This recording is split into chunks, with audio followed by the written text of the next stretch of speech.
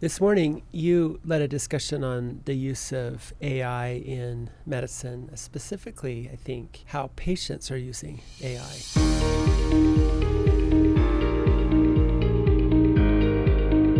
It's an increasing topic that's coming up and everybody knows about it and it's growing. The discussion was titled Artificial Integration because I think we're past the part of we know what it is. Now it's how do we work with it? How do we use it? And the patient scenario that was presented was a patient before he had come into clinic for a consultation. He had done his own homework and uploaded his history and his symptoms and his radiology reports into an AI platform that had produced about a 10-page report reviewing his clinical history, his symptoms, giving some background on medications that he had been taking, and correlating that to what the radiographic findings were suggesting. He had sent this document to the clinic before his visit and asked that it be reviewed so that things could be discussed during his interview or during his consultation. And at first, I think that makes some of us as providers maybe a little bit uneasy. I don't know if you would feel the same way, but somebody that was so critical, I was candidly maybe passing premature judgment, but thinking that somebody would come in being so critical and wanting to question the healthcare provider of what they're actually recommending and discussing. But it actually was quite the opposite. It was a great conversation and it made it much more efficient. We had a whole list of questions that he was interested in that he maybe would not have thought about on his own, and helped us really dive into what his primary concern was and how we could best help him. So I thought it was actually fantastic use of artificial intelligence to prepare for a clinic visit. There was a book written years ago by Jerome Groopman called How Doctors Think.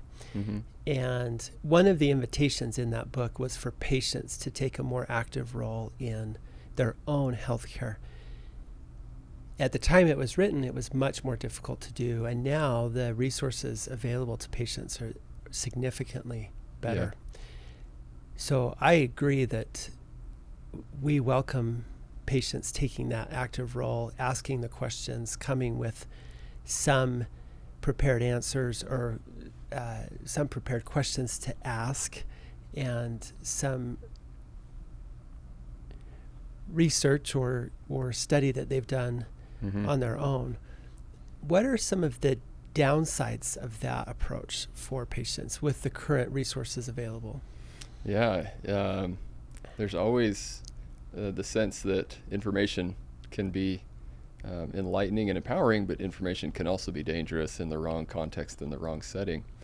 And I think we had some good debates on both sides of the fence of, is it a useful thing, but also could it potentially be doing some damage and doing some harm? So some of the downsides would potentially be being misdirected or misguided. The comment was made that the people developing these programs are maybe not completely altruistic, and there might be some financial motivation behind this. And so the idea is that it also is meant to satisfy the person and make them feel good and appropriate with the responses, and to keep you engaged and keep chatting with you, which can also be a little bit misdirecting. There are plenty of times when in clinic we need to have hard conversations, and you need to be a little bit more direct, and somebody needs to hear something that an artificial intelligence maybe would sugarcoat a little bit. I know we've had discussions about optimization of, you really do need to stop using tobacco and nicotine products. We really, for your best interest, need your BMI to be a bit lower. Or in some cases, the surgery, the risks and the downsides of the surgery probably outweigh the potential benefits here. And it probably is not in your best interest to move forward with that. And I'm not sure that artificial intelligence will really accurately portray that. Mm-hmm. I think it's a really good conversation that I'm sure will be ongoing as the artificial intelligence evolves.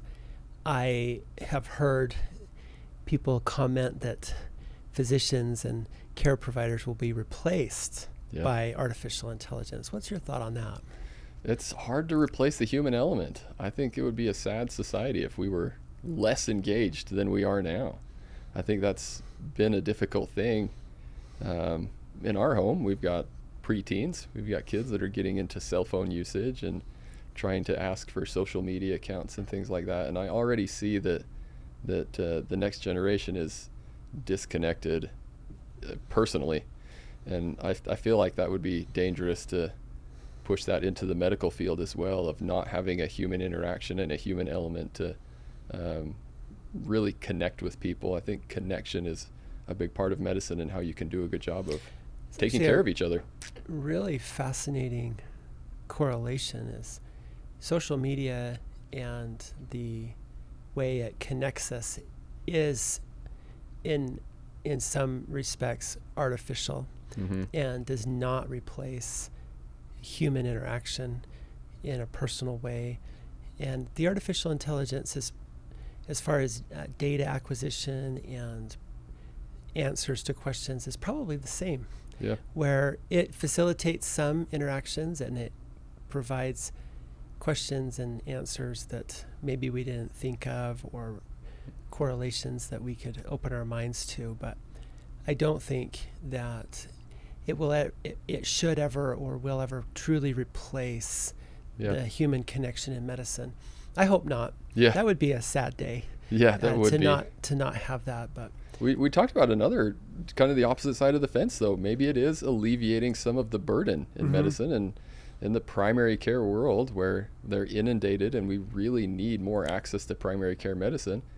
There are some useful tools to triage and do some early basic educating for people that maybe don't need an immediate appointment and can follow up when it's appropriate. So hopefully we can navigate that balance, Yeah. and as clinicians be open to embracing the positive aspects of artificial intelligence, and as patients, same way. Yeah, And agree. we can end up in a better place in the end, I think. Yeah, I agree.